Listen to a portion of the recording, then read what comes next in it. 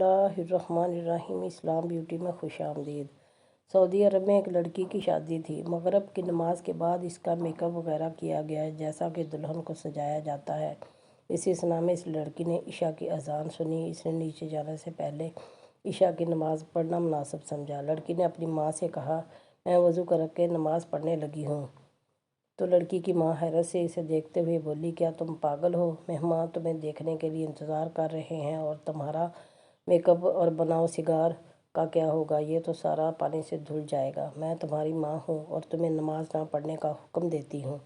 اور کہا، واللہ اگر تم ابھی وضو کیا تو میں تم سے ناراض ہو جاؤں گی۔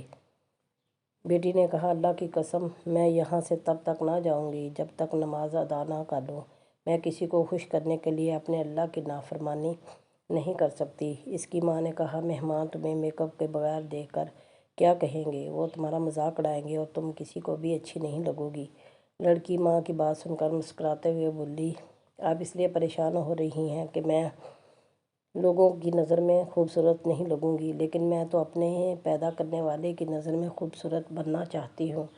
لڑکی نے وضو کیا جس کی وجہ سے اس کا سارا میک اپ اتر گیا، لیکن اسے میک اپ خراب ہونے کا کوئی افسوس نہیں تھا اور نہ ہی لوگوں کے اچھا برا کہنے کا کوئی خیال تھا، کیونکہ اسے لوگوں سے زیادہ اپنے اللہ سے سبحانہ تعالیٰ کے سامنے سرخرو ہونا تھا۔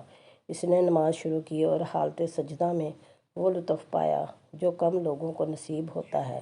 اسے تو پتہ بھی نہیں تھا کہ اس کی زندگی کا آخری سجدہ ہوگا۔ جی ہاں میرے محترم قارئین کرام، وہ لڑکی حالت سجدہ میں اپنے خالق حقیقی سے جا ملی۔ کیا خوبصورت اور عظیم اختتام تھا، اور اللہ کو قریب کرنا چاہتی تھی۔ اللہ عز و جل نے اسے حالت سجدہ میں اپنے قریب کیا، جہاں ہر مسلمان اللہ کے قریب ہوتا ہے۔ اگر ہم میں سے کوئی اس لڑکی کی جگہ ہوتی تو کیا کرتی؟ نہایت معذرت کے ساتھ یقیناً نماز کو ہی چھوڑا جاتا، جبکہ زندگی کا ایک منٹ کا بھی بھروسہ نہیں۔ میرے پیارے بہن بھائیوں، اگر آپ کو ویڈیو پسند آئے تو ویڈیو کو لائک کیجیے، دوستوں کے ساتھ شیئر کیجیے اور اس طرح کی اور ویڈیو دیکھنے کے لیے میرے چینل کو سبسکرائب کیجیے۔ شکریہ۔